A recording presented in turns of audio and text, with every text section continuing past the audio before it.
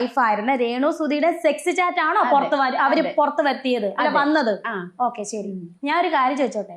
ഈ കൊല്ലം സുധിയുടെ കിടന്നുണ്ടാക്കിയ ഒരു കുഞ്ഞുണ്ടല്ലോ, അങ്ങനെ തന്നെ പറയും, ആളുടെ കൂടെ കിടന്നിട്ട് ഒരു കുഞ്ഞെനിക്കുണ്ടായല്ലോ. ഇനിയിപ്പം ആള് ഞാൻ തമ്മിലുള്ള സെക്സ് ചാറ്റ് പുറത്ത് വന്നെന്ന് വെച്ചോട്ടെ, എനിക്ക് യാതൊരുവിധ നാണക്കേടുമില്ല, ഒന്നുമില്ല. കാരണം ഈ വീഡിയോസും മറ്റും ഒന്നും കാണാത്ത രേണു സുധി എന്ന് പറയുന്ന വ്യക്തി ഈ ഒരു പർട്ടിക്കുലർ ഇയറും കാര്യങ്ങളും പറഞ്ഞു, അതും ഫ്രണ്ട്സ് വന്ന് പറഞ്ഞു. തീർച്ചയായിട്ടും ഞാൻ കാണാറില്ല. എന്റെ അമ്മ സത്യം സുധിച്ചാണ്. രേണു സുധി ഇപ്പോൾ ഒരു നാഗവല്ലിയായി മാറിയിരിക്കുന്നു എന്നുള്ള വിവരമാണ് ഞാൻ ഫസ്റ്റ് തന്നെ പറയുന്നത്. കാരണം ഇന്ന് രേണു സുധിയുടെ ഒരു ഇൻ്റർവ്യൂ കാണാനിടയായിട്ടുണ്ട്. ആ ഇൻ്റർവ്യൂവിൻ്റെ അകത്ത് സാക്ഷാൽ നാഗവല്ലിയായിട്ട് മാറിയിട്ടുണ്ട് നമ്മുടെ രേണു സുധി. കാരണം സാധാരണയൊക്കെ ഇൻ്റർവ്യൂ വരുമ്പോൾ കുറച്ച് ചിരിച്ചും കളിച്ചൊക്കെ, ഇത് പക്ഷേ നാഗവല്ലി ഭാവത്തിലാണ് രേണു സുധി ഓരോന്നിനും മറുപടി കൊടുക്കുന്നുണ്ട്. നാഗവല്ലിയായിട്ട് ഇങ്ങനെ തകർത്ത് ആടുകയാണ് നമ്മുടെ രേണു സുധി. ആ ഇൻ്റർവ്യൂവിൻ്റെ അകത്ത് കുറേ കാര്യങ്ങൾ രേണു സുധി പറയുന്നുണ്ട്. പക്ഷേ അതിന് മുന്നേ ഉള്ളൊരു കാര്യം പറയാൻ, നമ്മുടെ മറുനാടനുമായി ബന്ധപ്പെട്ടിട്ട് രേണു സുധി ഒരു വീഡിയോ മുക്കി കണ്ടം വഴി ഓടിയിട്ടുണ്ട്. അതിൻ്റെ അകത്ത് മറുനാടനൊന്നും എനിക്ക് പ്രശ്നമല്ല, താനാരെ എനിക്ക് മാപ്പ് തരാൻ, ഞാൻ വലിയ സംഭവമാണ്, ഞാൻ വലിയ സെലിബ്രിറ്റിയാണ് എന്നൊക്കെ പറഞ്ഞിട്ട് ഒരു വീഡിയോ ഒക്കെ ഇട്ടായിരുന്നു. ആ വീഡിയോ ഇപ്പോൾ മുക്കി ഓടിയെന്നാണ് അറിഞ്ഞത്. നമ്മുടെ സുധില എന്ന് പറയുന്ന വീട് വെച്ച് കൊടുത്ത ഫിറോസും പിന്നെ ഈ മറുനാടനൊക്കെ ലിങ്ക് ചെയ്തിട്ടൊക്കെയാണ് രേണു സുധിക്കെതിരെ കേസ് കൊടുക്കാൻ പോകുന്നത്. അപ്പോൾ അതുമായി ബന്ധപ്പെട്ട് നല്ല ഒരു പേടി തട്ടിയിട്ടുണ്ടാവണം, അല്ലാതെ വീഡിയോ മുക്കി ഓടാൻ ചാൻസില്ലല്ലോ. വീഡിയോ ഇപ്പോൾ മുക്കിയിട്ടുണ്ട്. എന്തായാലും 1 കോടി നഷ്ടപരിഹാരം തരണം എന്ന് പറഞ്ഞിട്ട് മറ്റാണ് കേസ് കൊടുത്തിട്ടുള്ളത്. സുധിലയം എന്ന് പറയുന്ന ബോർഡൊക്കെ എടുത്ത് മാറ്റിയിട്ട് പുതിയൊരു ബോർഡൊക്കെ വയ്ക്കുന്നുണ്ടെന്നോ എന്നാണ് കേട്ടിട്ടുള്ളത്. അപ്പോൾ രേണു അതിനെക്കുറിച്ചിട്ടൊന്നും പറഞ്ഞില്ല. പക്ഷേ ഇൻ്റർവ്യൂവിൻ്റെ അകത്ത് കൊല്ലം സുധിയുടെ ആ മരിച്ച ദിവസത്തെ ഉണ്ടായ ചടങ്ങിനെ കുറിച്ചിട്ടൊക്കെ രേണു സുധി ചെയ്തത് വളരെ ശരിയാണെന്നാണ് രേണു സുധി പറയുന്നത്. എനിക്കതൊരു തെറ്റായിട്ട് ഇതുവരെ തോന്നിയിട്ടില്ല എന്നൊക്കെ വന്ന് തള്ളുന്നുണ്ട്. രേണു സുധിക്ക് സത്യം പറയിച്ചാൽ കൊല്ലം സുധി എന്ന് പറയുന്ന വ്യക്തിയോട് ശരിക്കും സ്നേഹം ഉണ്ടോ എന്നിപ്പോൾ ഒരു സംശയമുണ്ട്.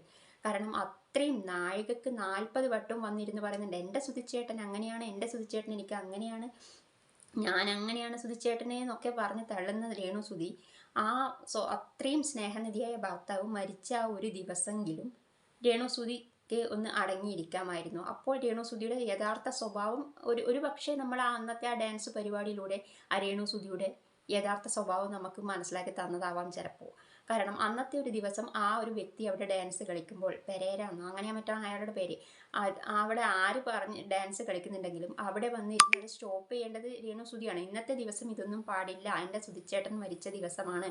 അപ്പോൾ അതിന് വേണ്ടിയിട്ടാണ് നിങ്ങളെയൊക്കെ അതിൻ്റെ ആ ചടങ്ങിൽ പങ്കെടുക്കാൻ വേണ്ടിയിട്ടാണ് നിങ്ങളെയൊക്കെ ഞാൻ ക്ഷണിച്ചത്, അല്ലാതെ ഇവിടെ ഇരുന്ന് ഡാൻസ് കളിക്കാനല്ല എന്ന് രേണു സുധി അന്നൊന്ന് പ്രതികരിച്ചിരുന്നെങ്കിൽ രേണു സുധിക്ക് ഇത്രയും നെഗറ്റീവ് വരില്ല.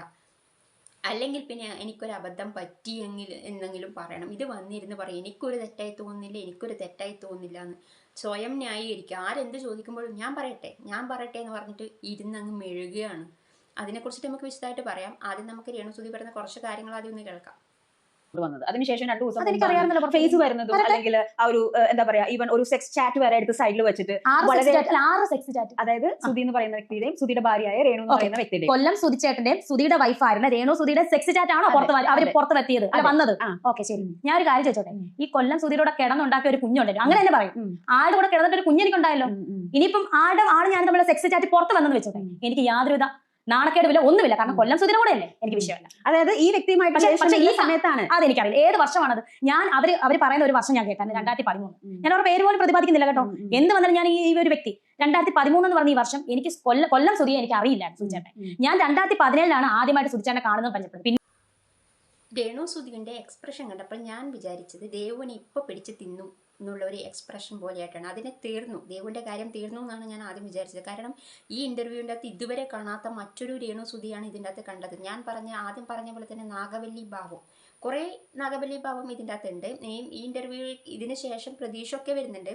അപ്പോൾ ആ നാഗവല്ലി ഭാവം മാറി യഥാർത്ഥ രേണുവായിട്ട് മാറും. പക്ഷെ അത് അടുത്ത എപ്പിസോഡിലേ ഉണ്ടാവുള്ളൂ. ഈ എപ്പിസോഡിൽ നാഗവല്ലി ഭാവമാണ് കൂടുതലും ഉള്ളത്. പിന്നെ ഇതിൻ്റെ അകത്ത് പറയുന്നുണ്ട് ആ വീണയുടെ ആ കാര്യം പുറത്ത് വരുന്നുള്ളത് എനിക്ക് അറിയാമായിരുന്നു എന്നൊക്കെ രേണു പറയുന്നുണ്ട്. അതെങ്ങനെ രേണുവിന് അറിയാം? വീണയുടെ ഫേസും കാര്യങ്ങളൊക്കെ പുറത്ത് വരും, വീണ എന്ന് പറയുന്ന ഒരാൾ വരുന്നുള്ളതൊക്കെ രേണുവിന് എങ്ങനെ അറിയാം? രേണു പറഞ്ഞിരിക്കുന്നത് എനിക്ക് ആ വ്യക്തിയെ അറിയില്ല, അങ്ങനെ ഒരു സംഭവമേ ഉണ്ടായിട്ടില്ല എന്ന് ആദ്യം പറഞ്ഞു.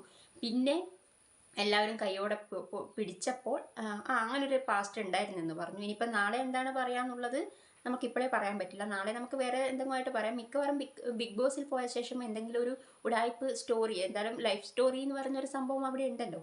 അപ്പോൾ നമുക്ക് കുറച്ചും കൂടി കൂട്ടി പറയുന്ന രേണുസുതിയെ നമുക്ക് കേൾക്കാം. ഇപ്പോൾ പറയാതിരിക്കുന്നതിൻ്റെ കാരണം ചിലപ്പോൾ അവിടെ പോയിട്ട് സഹതാപ വോട്ട് കിട്ടാൻ വേണ്ടിയിട്ടാവാനാണ് ചാൻസ്. എന്നാലും നമുക്കിനി ബാക്കിയും കൂടി കേൾക്കാം എന്താ പറയുന്നതെന്ന്. സുധിച്ചേട്ടനാണ് സത്യം ഞാൻ കാണാറില്ല. അതായത് അദ്ദേഹം മരിച്ചതിന് ശേഷമാണ് അദ്ദേഹത്തെ പറ്റി ഒരുപാട് കാര്യങ്ങൾ ഇങ്ങനെ അതാണ് ഞാൻ ചോദിക്കുന്നത്. വൈഫ് ആണെന്ന് പറയുന്ന വ്യക്തി ഈവൻ ഇപ്പോ അത് ക്ലിയർ ചെയ്യാനോ പ്രൂവ് ചെയ്യാനോ ഒന്നും ഇദ്ദേഹം ഇല്ല, ഈ ലോകത്തിലേ ഇല്ല. അതെ. അപ്പോൾ ആ ഒരു പ്രൊവോക്കേഷൻ അല്ലെങ്കിൽ ഇപ്പൊ വന്നിട്ട് രേണുസുതി എന്ന് പറയുന്ന വ്യക്തി ഈ ഒരു സ്ത്രീയെ പറ്റിയിട്ട് മോശമായ രീതിയിൽ വെറുതെ അനാവശ്യമായിട്ട് വലിച്ചിട്ടുണ്ട് ഭാഗമായിട്ട് ഞാൻ വലിച്ചിട്ട് വന്ന് സംസാരിക്കുന്നത്. ഞാൻ ആ പേര് പോലും അങ്ങ് പറഞ്ഞില്ല. പിന്നെ ഞാൻ എങ്ങനെയാണ് മോശമായി? എന്റെ പേരാണ്, എന്റെ സെക്സ് ചാറ്റ് എന്നൊക്കെയാണ് പറയുന്നത്. അപ്പൊ ഞാനും എതിരായിട്ട് എന്തെങ്കിലും പരാതി കൊടുത്താലോ? എന്റെ പേരാണ് എടുത്ത് പറയുന്നത്. ഓൾറെഡി റിലേഷനിൽ ഇരിക്കുന്ന സമയത്ത് ഇപ്പൊ ഭാര്യയാണെങ്കിലും ഭർത്താവാണെങ്കിലും ഒരു സെക്സ് ചാറ്റ് കൊടുക്കുമ്പോൾ എനിക്കറിയാം അത് തെറ്റാവുമല്ലോ. ഞാൻ ഓൾറെഡി റിലേഷൻ പുള്ളിയുടെ വൈഫുള്ളപ്പോൾ ഞാൻ ഒന്നും ചെയ്തിട്ടില്ലോ. പുള്ളിയുടെ ബെസ്റ്റ് സെക്സ് ചാറ്റ് പോലും സുധിച്ചേട്ടൻ.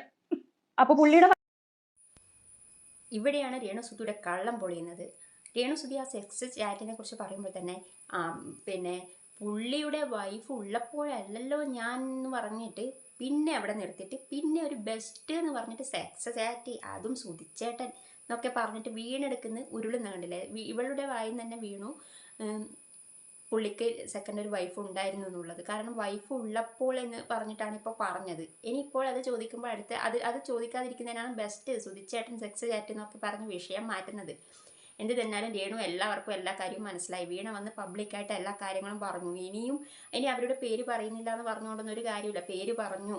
പിന്നെ മാത്രമല്ല വീണൻ്റെ ഇൻ്റർവ്യൂവിൻ്റെ അകത്ത് രേണുവിനെ വെല്ലുവിളിച്ചുകൊണ്ടൊരു കാര്യം പറയുന്നുണ്ട്. രേണു തങ്കച്ചനായിട്ട് അല്ലെങ്കിൽ രേഷ്മ തങ്കച്ചനായിട്ട് എൻ്റെ അടുത്ത് മത്സരിക്കാൻ വന്നാൽ ഞാൻ ഏത് മത്സരത്തിനും തയ്യാറാണ്. എന്നാൽ രേണു സുധി എന്നുള്ള ഒരു ലേബിളിൽ എൻ്റെ അടുത്ത് മത്സരിക്കാൻ വരരുത്. കാരണം അതറിയാം, സുധി എന്ന് പറയുന്ന ആ മനുഷ്യൻ്റെ സപ്പോർട്ട്സും കാര്യങ്ങളൊക്കെ രേണുവിന് കിട്ടും. അല്ലാതെ രേണുവായിട്ട് വീണയോട് മത്സരിക്കാൻ വരുന്നെങ്കിൽ വാ, ഞാൻ മത്സരിക്കാമെന്ന് പറഞ്ഞിട്ടുണ്ട്. രേണുവിനെ വെല്ലുവിളി ഏറ്റെടുക്കാൻ തയ്യാറുണ്ടോ? അങ്ങനെയാണെങ്കിൽ വെല്ലുവിളി ഏറ്റെടുക്കുക തന്നെ വേണം. കൊല്ലം സുധി എന്ന് പറയുന്ന ആ മനുഷ്യൻ്റെ പേര് വയ്ക്കാതെ രേണു തങ്കച്ചനായിട്ടോ അല്ലെങ്കിൽ രേഷ്മ പി തങ്കച്ചനായിട്ടോ ആയിട്ടാണ് വെല്ലുവിളിച്ചിരിക്കുന്നത് വീണ. രേണു എന്തായാലും ആ ഇൻ്റർവ്യൂ കണ്ടിട്ടുണ്ടെങ്കിൽ എന്ത് തന്നെയാലും അതിനൊരു മറുപടി കൊടുക്കണം എന്നാണ് പറയാനുള്ളത്. എന്ത് തന്നെയാലും രേണുവിൻ്റെ സ്നേഹനിധിയായ സുധിച്ചേട്ടൻ്റെ ആ മരിച്ച ദിവസം ജൂൺ 5-ാം തീയതി അങ്ങനെ മരിച്ച ദിവസത്തെ ആ ചടങ്ങിനെ കുറിച്ചിട്ട് രേണുവിനെ ന്യായീകരിക്കുന്ന ഭാഗം നമുക്കൊന്ന് കേൾക്കാം. ഇല്ല, പക്ഷെ രേണുവിനോട് നോ പറഞ്ഞുകൂടായിരുന്നു. ഞാൻ പറയട്ടെ, ഞങ്ങൾ ആംഗ്ലിക്കൻ ചർച്ച് പ്രകാരമാണ് സൂചന അടക്കം ചെയ്തത്. ഓരോ എന്താ പറയുക മതത്തിനും അല്ലെങ്കിൽ ചർച്ചിന്റെ കാര്യത്തിൽ ഒരുപാട് വിഭാഗങ്ങളുണ്ട്. അപ്പൊ ഈ ആംഗ്ലിക്കൻ ചർച്ചിന്റെ പ്രകാരം മരിച്ചു കഴിഞ്ഞാൽ 9:40 കഴിഞ്ഞ് കഴിഞ്ഞാൽ പിന്നെ അങ്ങനെ ഓർമ്മ ദിവസങ്ങളോ കാര്യങ്ങളോ ഈ ജസ്റ്റ് ആ രാവിലത്തെ ആ ഒരു ചടങ്ങ് കഴിഞ്ഞാൽ പിന്നെ തീർന്നു. പിന്നെ നമ്മുടെ ഇതിന്റെ വിശ്വാസപ്രകാരം അല്ലെങ്കിൽ ആംഗ്ലിക്കൻ ചർച്ചിന്റെ വിശ്വാസപ്രകാരം രാവിലെ കല്ലറയിൽ ഒരു 10 മിനിറ്റ് പ്രയർ, വീട്ടിൽ വന്ന് ഫോട്ടോയ്ക്ക് മുന്നിൽ തിരികെ എത്തിച്ചൊരു പ്രയർ, അത് കഴിഞ്ഞു അന്നത്തെ ദിവസം അന്ന് തന്നെ അന്നത്തെ ദിവസം ആ ഒരു ചടങ്ങ് കഴിഞ്ഞതിന് ശേഷം നമ്മൾ ആ സമയത്തിനല്ല എന്റെ സഹപ്രവർത്തകരും അതുപോലെ എന്റെ ബന്ധുക്കൾ ആ സമയത്തിനല്ല വന്നത്. അപ്പം അവരെല്ലാവരും വരുന്ന സമയം പല സമയങ്ങളാണ്. അതുപോലെ തന്നെ അന്നാണ് എന്റെ 2-3 വർക്ക് ഇറങ്ങുവാണ്. ഒരുപാട് കഷ്ടപ്പെട്ട് ചെയ്ത് ആൽബം ഇറങ്ങുന്ന ദിവസമാണ്. ആയിക്കോട്ടെ, പക്ഷെ ഇതിപ്പോ ഈ പറഞ്ഞ മാതിരി 1 അവർ കഴിഞ്ഞാൽ നിങ്ങളെ സംബന്ധിച്ചിടത്തോളം ആ ഒരു ദിവസത്തിൽ ആ ഒരു ആചരിക്കുന്ന ഒരു സമയം കഴിഞ്ഞു. അത് കഴിഞ്ഞാൽ ഇറ്റ്സ് ഡൺ. അപ്പോൾ ആ ഒരു അപ്പൊ പിന്നെ ഇങ്ങനത്തെ ഒരു കാര്യങ്ങൾ ഇപ്പൊ ഈ ഒരു പരിപാടി കഴിഞ്ഞതിന് ശേഷം സ്പോട്ടിൽ തന്നെ പിറ്റേ ദിവസമോ അല്ലെങ്കിൽ 2 ദിവസം കഴിഞ്ഞിട്ടാണെങ്കിലും എനിക്കത് തെറ്റായിട്ടൊന്നും തോന്നിയിട്ടില്ല. ഞാൻ അവിടെ ഡാൻസ് കളിച്ചിരുന്നെങ്കിൽ അത് എനിക്ക് തെറ്റായിട്ട് തോന്നി. അത് ഞാൻ ചെയ്ത തെറ്റ് എന്ത് വന്നാലും ഞാൻ പറഞ്ഞിട്ടില്ലേ തുടക്കത്തിലെ ഞാൻ. പക്ഷേ രേണുവിന്റെ വീട്ടിൽ അല്ലെങ്കിൽ രേണുവിന്റെ പ്രസൻസിൽ റോങ് ആയിട്ട് ഏതെങ്കിലും ഒരാൾ ചെയ്താൽ എനിക്ക് റോങ് ആയിട്ട് തോന്നിയില്ല. എനിക്ക് തോന്നിയില്ല. അലിൻ ജോസ് അത് മറ്റുള്ള ഇന്റർവ്യൂവിനെ അപേക്ഷിച്ച് ദേവ് നല്ല കറക്റ്റ് രേണുവിനെ പിടിക്കുന്നുണ്ട്. രേണുവിന് ചില സമയങ്ങളിൽ ഈ ഉത്തരം മുട്ടുന്നുണ്ട്. അപ്പോൾ ഒരുതരം അതാണ് ഞാൻ പറഞ്ഞത്, നാഗവല്ലി ഭാവത്തിൽ വരുന്നുണ്ട്. ദേവ് കറക്റ്റായിട്ട് ചോദിക്കുന്നുണ്ട്. ഇപ്പോഴും താൻ ചെയ്ത തെറ്റ് സമ്മതിക്കാതിരിക്കുകയാണ് ഈ രേണുസുതി. അന്നത്തെ ആ ഒരു ദിവസം, ആ ഒരു മനുഷ്യൻ്റെ ഓർമ്മ ദിവസം, അങ്ങനെയാണെങ്കിൽ കിച്ചുവിൻ്റെ വീട്ടിലും അതുപോലെ ചടങ്ങും കാര്യങ്ങളൊക്കെ നടന്നിട്ടുള്ള അവരൊക്കെ അവിടെ ഡാൻസൊക്കെ കളിച്ച് ആഘോഷിക്കുകയായിരുന്നു ചെയ്തത്. അല്ലല്ലോ, അവരുടെ മുഖത്ത് അവർക്കാണ് യഥാർത്ഥ സങ്കടം എന്നുള്ളത് അവരുടെ അന്നത്തെ ആ വീഡിയോ കണ്ട് എല്ലാവർക്കും മനസ്സിലാവും. ഇത് ഇവിടെ ഇരുന്ന് സ്വയം ന്യായീകരിക്കും. ഞാൻ ചെയ്തതെല്ലാം ശരിയാണ്, ബാക്കി എല്ലാവരും ചെയ്യുന്നത് തെറ്റ് എന്ന് പറഞ്ഞ് ന്യായീകരിക്കും. എന്നിട്ട് എനിക്കാണെങ്കിൽ സുധിയോട് അത്രയും സ്നേഹമാണെന്ന് പറഞ്ഞിട്ട് വരുന്നിരുന്ന് തള്ളുന്നു. ആ ദേവ് എടുത്തെടുത്ത് ചോദിക്കുന്നുണ്ട് രേണുവിന് അത് സ്റ്റോപ്പ് ചെയ്യാമായിരുന്നു. അപ്പോഴുള്ള എക്സ്പ്ലനേഷൻ കണ്ടില്ല. ഞങ്ങളുടെ ചടങ്ങ് പ്രകാരം 9 മണി കഴിഞ്ഞ് കഴിഞ്ഞാൽ പിന്നെ ചടങ്ങൊക്കെ കഴിഞ്ഞു, പിന്നെ എന്തും കളിക്കാം എന്നെങ്കിൽ രേണുവിനും കൂടി പോയി ഡാൻസ് കളിക്കായിരുന്നു. എന്നിട്ട് പറഞ്ഞത് ഇത് ഞങ്ങളുടെ ചടങ്ങിൻ്റെ ഒരു ആചാരമാണ്, ഞങ്ങൾക്ക് ചടങ്ങ് കഴിഞ്ഞ ശേഷം ഡാൻസ് കളിക്കണം എന്നുള്ളൊരു ആചാരമാണെന്ന് പറഞ്ഞ് തള്ളിക്കൂടായിരുന്നു. രേണു ചെയ്തത് അത് തെറ്റാണെന്ന് ലോകം മുഴുവനുള്ള ആൾക്കാരും പറയുന്നുണ്ട്. രേണുമായിട്ട് ബന്ധപ്പെട്ട രേണുവിൻ്റെ അന്തം ആൾക്കാരും മാത്രമേ രേണു ചെയ്തത് ശരിയെന്ന് പറയുള്ളൂ. കാരണം അന്നത്തെ ഒരു ദിവസം അങ്ങനെ ഒരാൾ ഡാൻസ് കളിക്കുമ്പോൾ വന്നിരുന്ന് അത് സ്റ്റോപ്പ് ചെയ്യേണ്ട ഒരേ ഒരു വ്യക്തി രേണുവാണ്. അതാണ് ഇവർ ഈ പറയുന്ന കോടികളുടെ തുക. അപ്പോ ഇൻഷുറൻസ് ക്ലെയിം ആരാ ഇത് പറഞ്ഞ? ഇൻഷുറൻസ് താജുദ്ദീനാണോ ഇൻഷുറൻസ് ക്ലെയിം എനിക്ക് തരുന്നത്? അദ്ദേഹമാണ് എല്ലാ പേപ്പേഴ്സും കാര്യങ്ങളും എല്ലാം അപ്ഡേറ്റ് എമൗണ്ട് ഈ പൈസകളൊക്കെ എവിടെ പോകുന്നു? ഓക്കെ, ഇയാൾ ആരാ? എന്റെ തന്തയാണോ താജുദ്ദീൻ? അല്ലല്ലോ, താജുദ്ദീൻ തന്തയൊന്നും അല്ല. ഇനി ഒരു കാര്യം, ഇയാൾ എന്തിനാ ഇതൊക്കെ ബോധിപ്പിക്കേണ്ടത് ഞാൻ? പിന്നെ ഇൻഷുറൻസ് ക്ലെയിം എവിടെ കിട്ടിയത്? എവിടെയാണോ കിട്ടിയത് ഇൻഷുറൻസ് ക്ലെയിം? താനാണോ എനിക്ക് തന്നത്? ഞാനൊരു കാര്യം ചോദിച്ചോട്ടെ, ക്ലെയിമിന്റെ ഇത് നടത്തുന്നത് എന്ത് വേദനപ്പെട്ടിട്ടായിരിക്കും ഞങ്ങൾ ആ പൈസ മേടിക്കുന്നത്? സുധിച്ചേട്ടന്റെ ജീവൻ ബലി കൊടുത്ത പൈസ ആയിരിക്കും അത്, അല്ലേ? അത് എനിക്ക് പൂഴ്ത്തിയെടുത്ത് തിന്നാനുള്ളതല്ല, ഉള്ള കാര്യമാണ് പറയുന്നത്. സുധിച്ചേട്ടന്റെ അമ്മയ്ക്ക് ഒരു ഭാഗമുണ്ട് നിയമപരമായിട്ട്.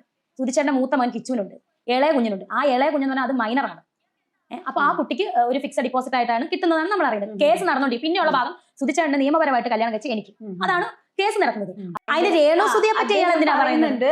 സാർ എന്നാണ് വിളിച്ചിരുന്നത് രേണുവിന്റെ പപ്പ, പക്ഷെ ഇപ്പോ താൻ പോടോ ആ ഒരു രീതിയിലാണ്. അത് അയാൾ അങ്ങനെ കാണിച്ചോണ്ടല്ലോ. ഇത്രയും ഹെൽപ്പ് ചെയ്ത വ്യക്തിയെ എന്ത് ഹെൽപ്പ് ചെയ്തത്? അയാള് പറഞ്ഞു, എന്താ പറഞ്ഞ അയാള് മരണ സർട്ടിഫിക്കറ്റും കാര്യങ്ങളെല്ലാം ശരി, അത് അയാളുടെ ജോലിയാണ്, ജോലിയുടെ ഭാഗമാണ്. ഹെൽപ്പ് ചെയ്തെന്ന് അയാളെ തള്ളിക്കളഞ്ഞൊന്നും ഇല്ലല്ലോ. ഞാൻ സത്യം പറഞ്ഞ ഫോണിൽ സംസാരിച്ചിട്ടില്ല നേരെ. ഇയാൾ സംസാരിച്ചിട്ടുള്ളത് ആ പഴയ വീട്ടിൽ അവിടെ വെച്ചിട്ട് എൻ്റെ അടുത്ത് പറയായിരുന്നു. കിച്ചുവിൻ്റെ അടുത്ത് വളരെ മാന്യമായിട്ടാണ് പറഞ്ഞത്. എൻ്റെ അടുത്ത് അങ്ങനെ മാന്യമായിട്ടൊന്നുമില്ല. ഇതൊക്കെ കാണുമ്പോഴാണ് ഞാൻ പറഞ്ഞ യഥാർത്ഥ നാഗവലി. അപ്പോൾ ആ താജുദ്ദീൻ എന്ന് പറയുന്ന ചേട്ടൻ അവിടെ ഉണ്ടെങ്കിൽ അതിനെ കടിച്ച് കീറിയനെ.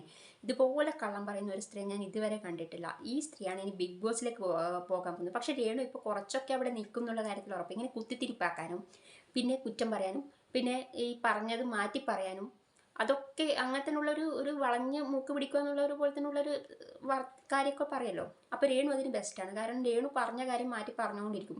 രേണുവിന് ആ മനുഷ്യനോടുള്ള ദേഷ്യമൊക്കെ കൂടിക്കൂടി വരുന്നു. പിന്നെ ഇതിൽ ഇൻഷുറൻസിൻ്റെ കാര്യം പറയുന്നത് അദ്ദേഹം പറഞ്ഞിട്ടുണ്ട്, ഇൻഷുറൻസ് രേണുവിന് മാത്രമല്ല, രേണുവിൻ്റെ അതായത് രേണുവിൻ്റെ ഇതിൽ പിറന്ന സുധിയിലുണ്ടായ കുട്ടിക്ക്, അതായത് ഋതപ്പനും കിച്ചുവിനും പിന്നെ കൊല്ലം സുധിയുടെ അമ്മയ്ക്കാണെന്ന് അദ്ദേഹം പറഞ്ഞിട്ടുണ്ട്. അത് അതുപോലെ തന്നെയാണ്. അപ്പോൾ അതും രേണു പറയുന്നുണ്ടല്ലോ സമ്മതിക്കണമെന്ന്.